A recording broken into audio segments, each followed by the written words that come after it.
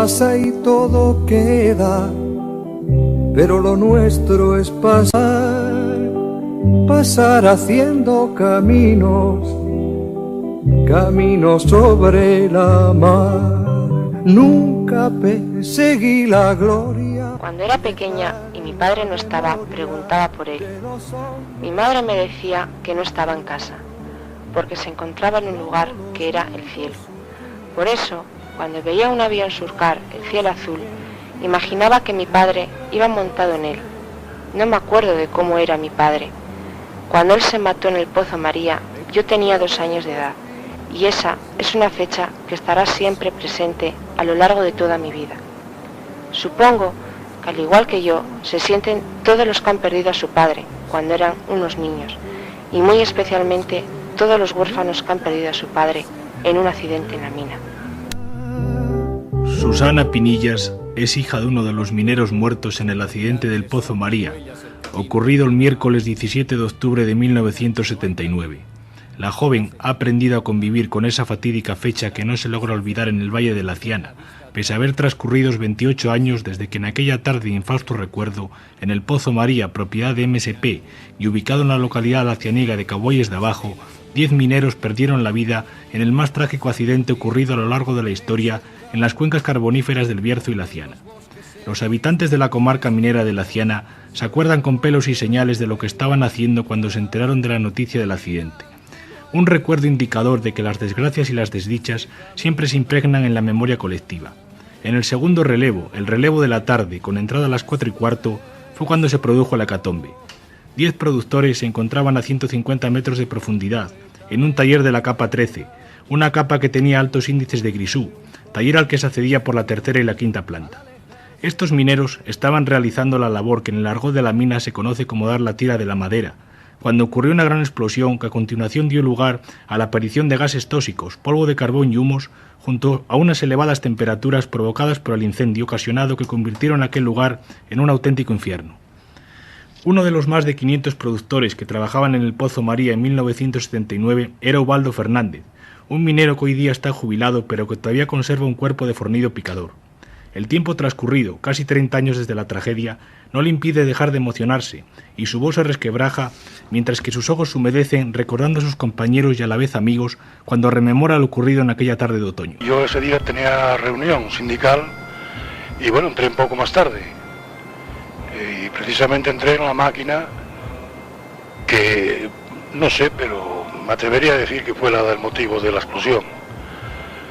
Y yo estaba en la capa 16 y cuando eso, pues claro, sentí así un fuerte un ruido y hay una fuerte ventilación hacia arriba. Y yo creí que se había hundido la rampla, digo, se hundió la rampla y amigo, ya subió el vigilante y ya dijo a ver qué había pasado. Dijo, oye, yo sentí esto. Dijo él, pues abajo igual, él estaba abajo cargando. Y bueno, ya vamos por la galería hacia la capa 13, que fue donde fue el accidente. Y claro, ya salía por la galería, había una maquera que no se podía entrar, puesto que entramos un poco con la lámpara de seguridad y a los 20 o 30 metros tuvimos que volver. Ya Severiano ya se ponía malo y yo también, claro.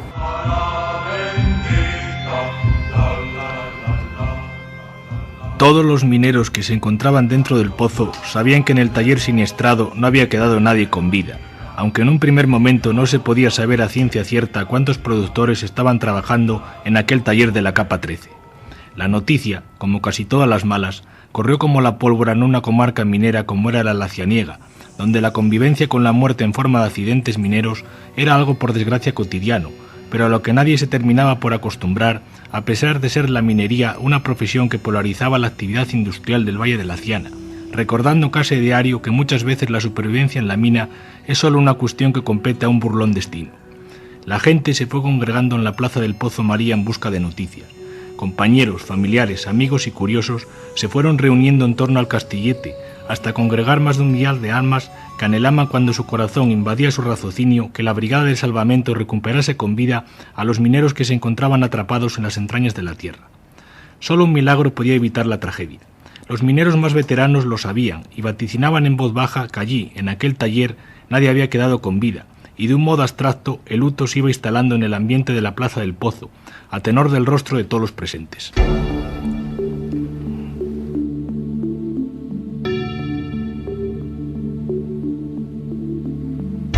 En la plan 14, en el pozo minero,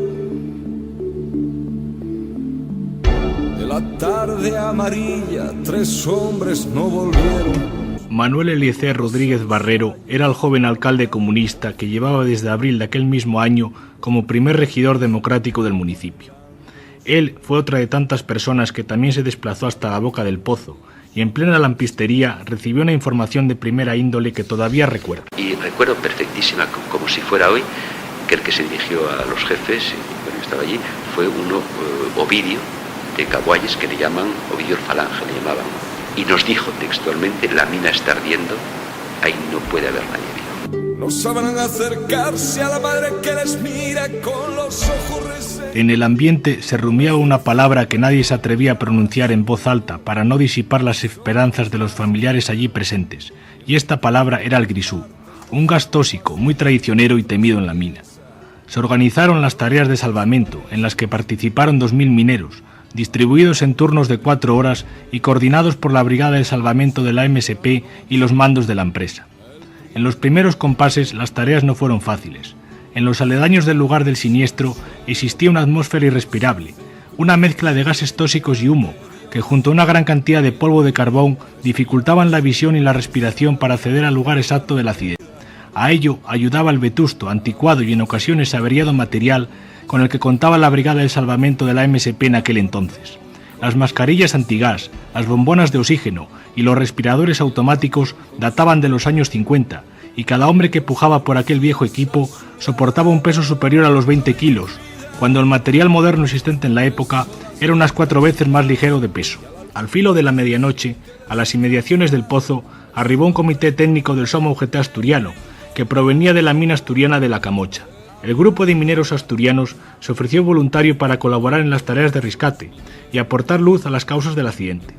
En los círculos mineros, la única hipótesis que se barajaba como la causante del siniestro era una explosión de grisú, cosa que los mandos de la empresa intentaban rebatir por todos los medios, esgrimiendo que hasta que no se acabase con el rescate no se podía aventurar nada al respecto. En una decisión polémica y a la vez poco solidaria de la que todavía se habla hoy en la comarca, y auspiciada principalmente por las malas relaciones que existían entre las centrales sindicales de Comisiones Obreras y UGT en la Ciana, los dirigentes de Comisiones Obreras se enzarzaron en una discusión absurda y pueril con los UGTistas asturianos, y no les dejaron entrar en la mina. Esa negativa favoreció a la empresa, que no quería ningún testigo ajeno a sus intereses.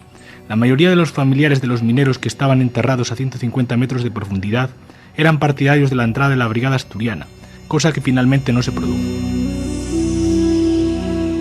Eran las 2:05 de la madrugada cuando los equipos de rescate evacuaron al exterior los cuerpos sin vida de un maquinista de 31 años de edad, casado y padre de una hija de 7 años que atendía por el nombre de Basilio Uría Cangas, natural de la aldea lucense de Penanogueira.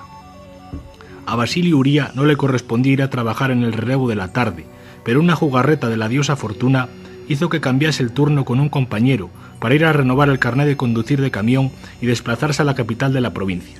Junto al cuerpo del maquinista también apareció el del joven enganchador Manuel Gómez Díez, de 21 años, de estado civil soltero y natural de Villajer de la Ciana. Sin duda alguna, el destino siempre es burlón y caprichoso, y los avatares del infortunio consiguieron esquivar la protección de la patrona minera, Santa Bárbara, pues el joven enganchador Manuel Gómez tampoco trabajaba habitualmente en el turno de la tarde.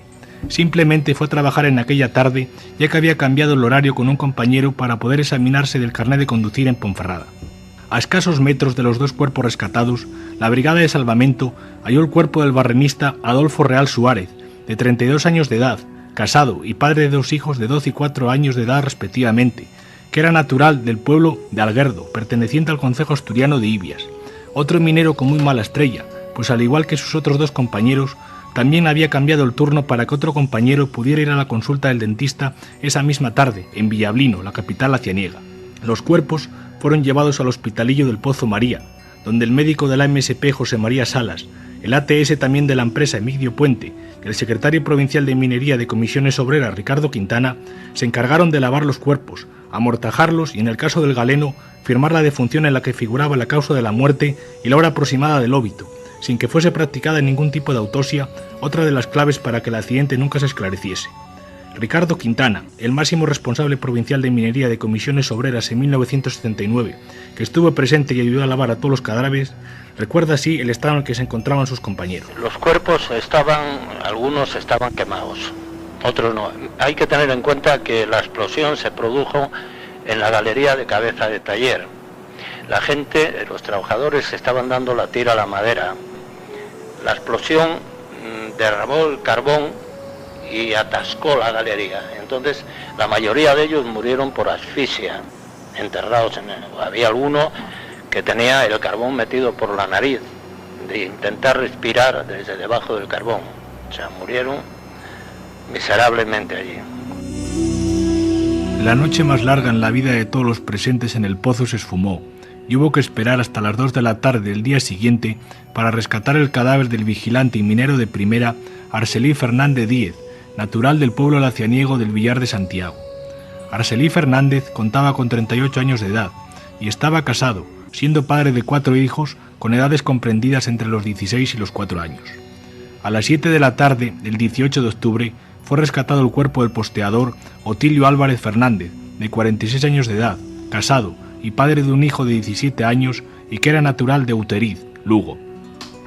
Aún quedaban 5 cuerpos por rescatar y las posibilidades de encontrar algún minero con vida se habían disipado por completo. Las tareas de rescate continuaron sin descanso y a las 8:15 de la mañana del día 19 de octubre fue recuperado el cadáver del ayudante minero Alfredo Prieto Suárez, soltero, de 19 años de edad y natural de Llana de Pando, un pequeño pueblo obetense. A las 10 de la mañana de ese mismo día fue hallado el cuerpo sin vida del ayudante minero de 19 años de edad y de estado civil soltero llamado José Ovillaña Díaz, natural de Negueira de Muñiz, Lugo, que esperaba ser llamado a filas para dejar definitivamente la mina, pues era un trabajo que, pese a provenir de una familia minera, no le gustaba en absoluto y pensaba buscarse un futuro laboral lejos de las minas de carbón. Media hora más tarde, el cadáver del picador Antonio Restrepo Bior, soltero, de 26 años de edad y natural de Seán, Oviedo, fue sacado al exterior. Tony, que así le llamaban sus amigos, era uno de los mejores picadores del pozo, y aunque procedía de una prominente saga familiar de picadores, eso no le permitió escapar del terrible accidente. 3 horas más tarde, el cuerpo del ayudante minero Emilio Pinillas Álvarez, de 42 años de edad, casado, con una hija de 2 años y natural de Cuevas del Sil, fue el penúltimo hombre en ser rescatado. Hasta ese momento, el mutismo fue el rasgo fundamental de la empresa, y a las 4 de la tarde de ese mismo día, una voz autorizada de la MSP se limitó a leer públicamente el siguiente escueto comunicado. Hasta que no finalicen los trabajos de rescate de los cadáveres y los técnicos tanto de la MSP como de la Delegación de Industria emitan sus informes, no habrá ninguna valoración oficial de los hechos. Todas las informaciones surgidas hasta este momento son solo hipótesis, sin bases ni fundamento, aunque hasta ahora no hay nada que lleve a pensar en una explosión de gas, apuntándose la posibilidad de que todo haya sido originado por un desprendimiento de carbón. De forma paralela y de un modo casi inexplicable, pues no existía ningún dato objetivo ni informe emitido, a las 7 de la tarde de ese mismo día, la Delegación Provincial de Industria hizo público otro comunicado que rezaba lo siguiente. Hasta el momento se ha podido demostrar con toda seguridad que no ha habido explosión de grisú ni incendio. El accidente se ha producido por la descompresión de una bolsa de gas que ha originado el hundimiento.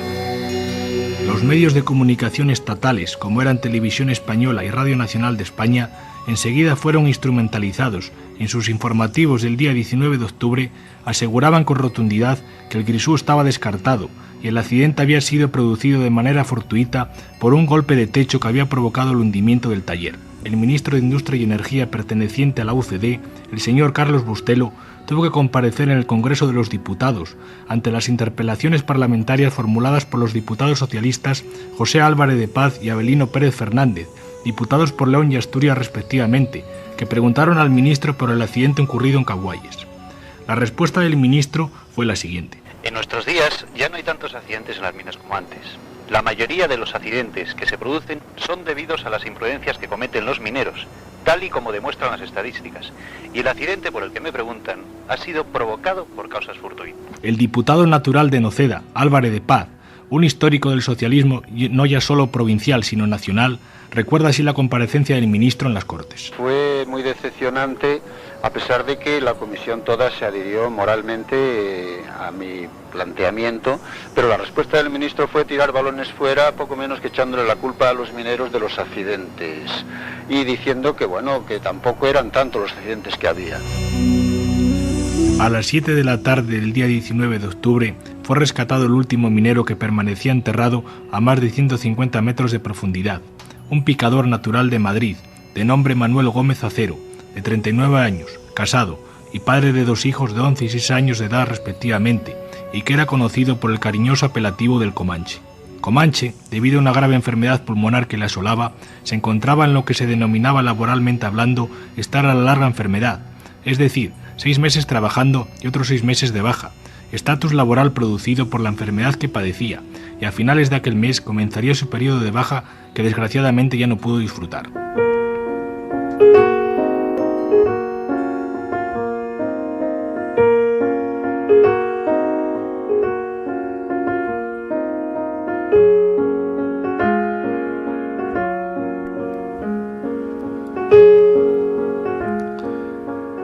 El viernes 19 de octubre a las 5 de la tarde fueron oficiados los funerales en la iglesia de Cabueyes de Abajo por 5 de los mineros fallecidos en el entierro más multitudinario que se recuerda en el Valle de la Ciana, desbordando la capacidad no ya solo del recinto eclesiástico, sino la del propio pueblo.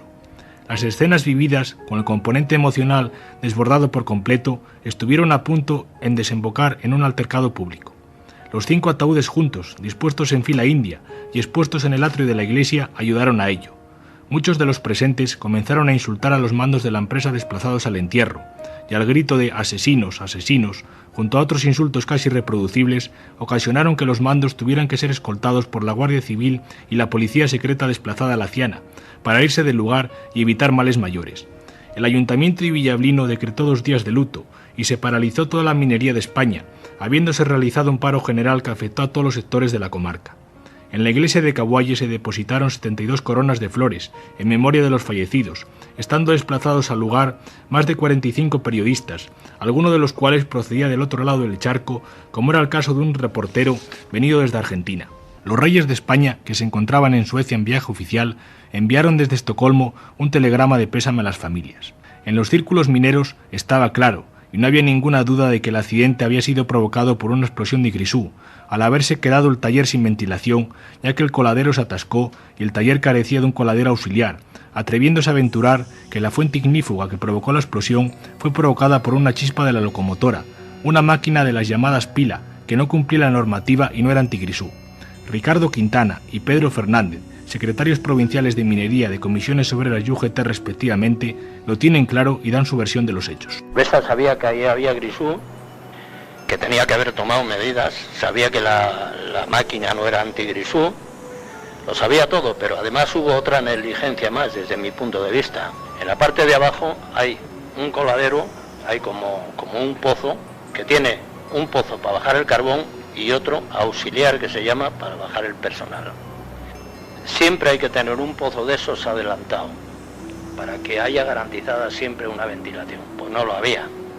El taller iba más avanzado que el pozo por donde bajaba el carbón.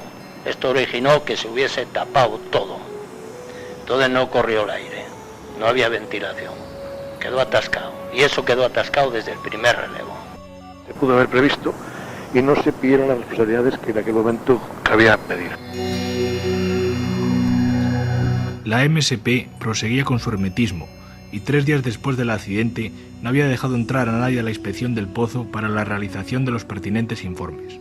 Ni las centrales sindicales ni el Comité de Seguridad y Higiene se les permitió el paso al interior de la mina por parte de la empresa. La entrada se produjo finalmente por una orden judicial emitida por el Juzgado de Instrucción número 2 de Ponferrada, en base a una denuncia presentada por el abogado Álvarez de Paz, letrado de las viudas. Nos presentamos en el Pozo María para entrar, tomar una serie de datos del accidente para la defensa de los trabajadores y de las viudas, de las víctimas y de las consecuencias de aquel accidente. Había unas tensas relaciones entonces entre la UGT y comisiones obreras, y la empresa aprovechó esa situación para oponerse. Entonces yo tuve que pedir un mandamiento judicial y una autorización del juzgado, y efectivamente me fue concedida, y entramos el juez, el secretario, yo mismo y un miembro de la empresa, y también un técnico de Soma UGT, que para eso tuve que enfrentarme, alegando mi condición de abogado, primero con la empresa, que seguía negándose a que se practicara la prueba, y luego con los compañeros de comisiones obreras, que lógicamente querían que entrara uno de ellos y no uno de UGT. La verdad es que cuando entramos muchas pruebas habían desaparecido ya, y eso tuvo muy malas consecuencias a la hora de defender a las víctimas, a las viudas fundamentalmente. La entrada de los técnicos de las centrales sindicales se produjo 10 días después de haberse producido el accidente, con lo que se perdió mucha información de lo ocurrido, desapareciendo del pozo la máquina sobre la que recaían todas las sospechas de haber soltado la chispa que provocó la explosión. La pila, que así era denominada aquella locomotora, fue sacada del pozo María por la noche, sin apenas testigos, y llevada al grupo de Peñas, donde prosiguió realizando el servicio como locomotora durante varios años como si no hubiese pasado nada. El informe presentado por el Comité de Seguridad y Higiene, del cual no formó parte ningún miembro de la empresa, hizo hincapié en el que el Pozo María no había un control detallado del grisú, a la vez que el día del accidente el taller se encontraba trancado, llegando a la conclusión el informe de que hubo explosión de grisú producida por ignición, apuntando a la posible fuente ignífuga a una chispa soltada por la locomotora. El Soma UGT también elaboró un amplio y detallado informe, en el que se llegaba a una conclusión muy clara: explosión de grisú por ignición. La UGT constataba que solo había 8 lámparas de seguridad con las que medir el grisú en el Pozo María, cuando eran necesarias 30, con lo que no se podía realizar unas labores de reconocimiento eficaces y seguras. En el informe se reconocía y demostraba que la capa 13 era productora de grisú, dando un índice de grisú del 1% en lugares sometidos a ventilación, medición que fue realizada 10 días más tarde después de haberse producido el accidente, cuando los técnicos UGTistas entraron a inspeccionar el pozo. El informe de comisiones obreras reseñaba que el accidente se produjo por una explosión de grisú, provocada por la chispa de la pila al haberse producido un corte de ventilación cuando el taller se trancó en el primer relevo. El secretario provincial de la sección de minería de comisiones obreras de aquel entonces, Ricardo Quintana, tiene muy claras las causas del accidente, y no le queda ninguna duda: el grisú y las negligencias de los mandos responsables de la mina fueron los culpables. En el primer relevo había mandos, empezando por el mando del vigilante y terminando por el resto de mandos, y eso no se puede, eso es una negligencia. Entonces lo que hizo fue, al no haber ventilación, fue acumularse más grisú. Ahí hubo una serie de negligencias. Alguien tenía que haber ido a la cárcel, pero no fueron. Únicamente faltaba por salir a la luz el informe oficial, el realizado por la Delegación de Industria, que fue hecho público en una rueda de prensa el 22 de noviembre celebrada en el Gobierno Civil de León. Un informe que se encargó de leer el delegado provincial de Industria, Miguel Casanueva Viezma. Nuestra misión no es la de juzgar los hechos ocurridos, aunque creo que los informes de las centrales sindicales están equivocados. El informe presentado es aséptico, ya que los juicios convenientes serán emitidos en su día, si viene al caso, por el Poder Judicial. Les digo a los señores de las centrales sindicales que no pudo haber explosión de grisú, y un dato significativo para tal afirmación es que los relojes de los productores funcionaban todos cuando sus cuerpos fueron hallados, al igual que las lámparas de los mineros, que estaban en perfectas condiciones. Si ha habido cadáveres que presentaban quemaduras y otros no, ello indica que primero ha habido un hundimiento y luego una deflagración que afectó a los productores, que quedaron sepultados. Finalmente el gobernador indicó: los hundimientos de techo se dan en techos rígidos, y si en el Pozo María murieron 10 hombres, habrá que extraer conclusiones de tipo práctico para poder evitar en un futuro situaciones del tipo del accidente producido. 5 de las familias, no contentas con la explicación oficial, comenzaron una batalla legal contra la empresa. El primer juicio se produjo por la vía penal en Ponferrada, en el cual se pedían responsabilidades penales a los directivos de la empresa, así como a los mandos del pozo, ingeniero jefe, facultativo jefe y facultativo responsable del segundo relevo, con petición de penas de varios años de cárcel. Ese juicio lo perdieron las familias, algo casi normal según demuestra la jurisprudencia sobre los accidentes mineros, y aunque recurrieron y hubo un segundo juicio en León, tan solo era para agotar la vía penal y dejar expedita la vía civil, donde se iniciaría un proceso en el cual se reclamarían las indemnizaciones por las muertes, y que en la época solían ser de unos 3 millones de pesetas por muerte en accidente laboral minero, si nos atenemos a sentencias dictadas de similares características. el prestigioso abogado laboralista Álvarez de Paz llevó la defensa de las familias a las cuales no cobró por los servicios prestados, pues aquel caso fue algo personal para el diputado socialista. Por todos aquellos trabajos que fueron intensos, de muchísimas horas de trabajo profesional, no se cobró a nadie ni una sola peseta. Aquellas viudas fueron defendidas no solamente con uñas y dientes, sino con el corazón.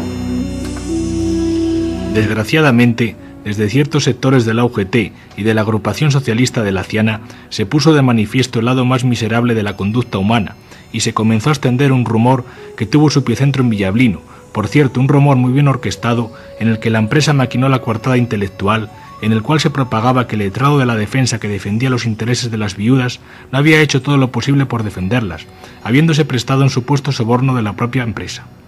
Este rumor caló tan hondo que hoy en día algunas de las familias siguen pensando que Álvarez de Paz les traicionó, al igual que lo piensa también el por entonces secretario provincial de Minería de UGT, Pedro Fernández, que opina lo siguiente. Creímos que era la mejor opción y a mí por lo menos me defraudó, que fue el gabinete de Álvarez de Paz, donde nos exigió las responsabilidades pertinentes a la empresa. Las viudas fueron engañadas con aquel rumor y dejaron de asistir a la consulta del letrado que poseía en la calle General Vives de la capital berciana. Las viudas solo recibieron, y con mucho retraso, el dinero proveniente de un fondo de provisión de la época, que osciló entre las 400.000 pesetas y las 800.000, según la categoría profesional de los mineros fallecidos, ahorrándose la empresa cerca de 18 millones de pesetas que le hubieran supuesto las indemnizaciones civiles por las muertes en caso de perder el juicio, un juicio que nunca llegó a celebrarse al no personarse incomprensiblemente las viudas en la vía civil. Parte de las personas que propagaron aquella calumnia sobre Álvarez de Paz, algunos compañeros de partido y compañeros también de la UGT, pidieron la exclusión del diputado socialista en las listas de 1982 al Congreso de los Diputados, al acusarle de haber defendido otros intereses y no el de las viudas. El diputado de Noceda se defendió ante la Ejecutiva Provincial del PSOE con un demoledor informe, en el que dio buena cuenta de todas sus actuaciones en el caso del Pozo María. El propio José Álvarez de Paz guarda ese informe mecanografiado de 5 páginas que mismo redactó el 10 de septiembre de 1982, del cual lee uno de sus párrafos con unas preguntas muy interesantes. Y hice un informe de todo lo que habíamos hecho, de la defensa de los trabajadores. Esto fue tremendo, ¿no? Alguien aconsejó a las viudas que su abogado no les defendía bien, pero no solo a eso, sino que no fueron a ningún abogado. Les regalaron a la minero siderúrgica de Ponferrada muchos millones de pesetas. Y yo terminaba aquel informe haciendo la siguiente pregunta. ¿Quién les aconsejó en tal sentido? Si aquellas viudas de trabajadores de la UGT, 3, 5, las que fueren, no reclamaron la indemnización que tenían al alcance de la mano, hay una pregunta sumamente interesante y sugestiva que hacerse. ¿Quién les aconsejó en tal sentido? ¿Quién regaló esos millones de pesetas a la MSP? Como casi siempre suele suceder en este tipo de accidentes, las familias fueron las grandes damnificadas y no quedaron satisfechas con la actuación de nadie, pues echaron en falta lo que ellas consideraban el justo funcionamiento de la justicia, el apoyo de los sindicatos y también que la MSP no les prestase, según su opinión, la más mínima atención. Benjamín Real es hijo de uno de los mineros muertos que para superar la muerte de su padre tuvo que ponerse en manos de varios psicólogos. No hay un día que pase en el que no se acuerda de su padre, y como siempre ha vivido en Caboyes de Abajo, procura torcer la vista hacia otro lado para no ver el viejo castillete del Pozo María, cuando tiene que pasar junto a la mina en la que su padre perdió la vida. La explosión esa me quedó grabada, ese miércoles, y ahí está todo. No se pasa, no se olvida. Que pasan los años, a lo mejor también fue que te pilló en una edad muy corta, pero es muy jodido pasar todo esto. Cuando mi padre falleció, a mi madre siempre dijeron que cuando fuéramos grandes, que estuviéramos en edad de trabajar, que no habría problema, que ahí habría un puesto de trabajo. ¿Cuál fue la sorpresa? Que cuando llegó la hora en que teníamos que trabajar, porque los libros no los queríamos, nunca nadie nos apoyó ni nada, siempre nos apuntaban allí en el libro gordo de Petete y allí quedaba todo. En aquellos tiempos, en el Valle de Laciana, la conflictividad laboral y las huelgas en MSP estaban a la orden del día, y raro era el mes en el que se trabajaba todas las jornadas laborales. Cuando ocurrió aquel accidente del Pozo María, ni tan siquiera se hizo un paro para forzar a esclarecer los hechos del accidente más grave ocurrido en la minería de la mayor cuenca carbonífera hullera de Europa. Un afamado y reivindicativo sindicalista de comisiones obreras de la época, como era Ricardo Quintana, da su versión del por qué no se esclareció aquel accidente. Todos que estaban los sindicatos de aquella y todos los partidos políticos que había aquí, y también los ciudadanos, sabían que ahí había grisú. La empresa no quiso tomar medidas. En aquel momento era una situación difícil, acabábamos de salir del franquismo y tenían una fuerza enorme, tanto los empresarios. La prueba de que tenían una fuerza enorme fue que 24 horas más tarde de producirse el accidente, el Parlamento ya había sacado un comunicado que el accidente de María había sido por una explosión de polvo. Hoy la minería es ya casi un trabajo en extinción, una profesión de románticos que solo sirve para explicar en los manuales de historia las distintas revoluciones, protestas contra la represión franquista y movilizaciones obreras surgidas en este país, que casi convirtieron al minero en un licenciado especializado en hacer barricadas, para pasar a ser hoy en día un luchador en crisis. Hablar de los 10 mineros muertos del Pozo María, pese a haber transcurrido casi 30 años, todavía pone los pelos de punta y da a entender la dureza de las cuencas mineras. Ahora que la minería toca su fin, la cadena SER no se quiere olvidar de todas las víctimas de la minería y de sus familias. Por eso se ha elegido este accidente del Pozo María como ejemplo para recordar el lado más oscuro de una profesión siempre envuelta en tópicos y en vías de desaparición. A finales del año 1999 se decidió clausurar el Pozo María por los altos niveles de grisú existentes. Esa fue al menos la explicación oficial. Su bocamina fue sellada y su viejo castillete se mantiene como buenamente puede en pie a la espera de la realización de un museo con el recuerdo en sus aledaños de un monolito con los nombres de los 10 mineros fallecidos en octubre de 1979. Los niños de las cuencas mineras, cuando se les pregunta qué quieren ser de mayores, ya no pueden responder aquello tan habitual y manido que decían antes. Minero como mi padre. Sudor negro, alma roja, rostro blanco, asado de moda, los gallumbos de algodón, ropas viejas que huelen a carbón, el fornido, picador, alma en vilo, eterno soñador, equilibrio en la penumbra, blanco y negro, guerrero cuando le busca. Dicen que estás en extinción, que una especie como la tuya no va a conseguir cambiar el mundo. Dicen que pronto acabarán esos esfuerzos inútiles que son la razón de tu existencia.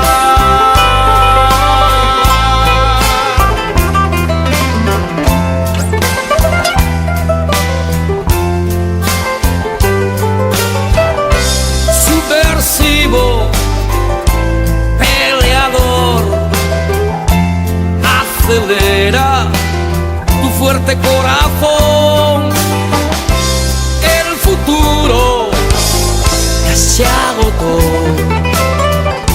ya no luchas, te sientes perdedor.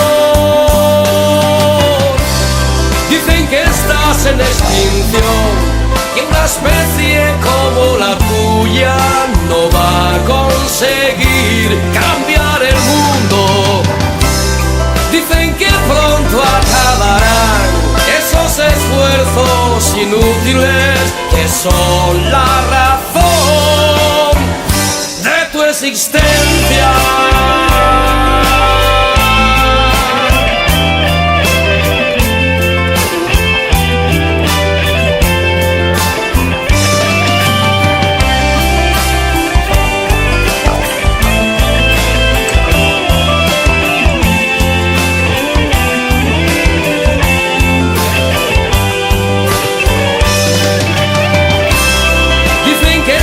En extinción, que una especie como la tuya no va a conseguir cambiar el mundo.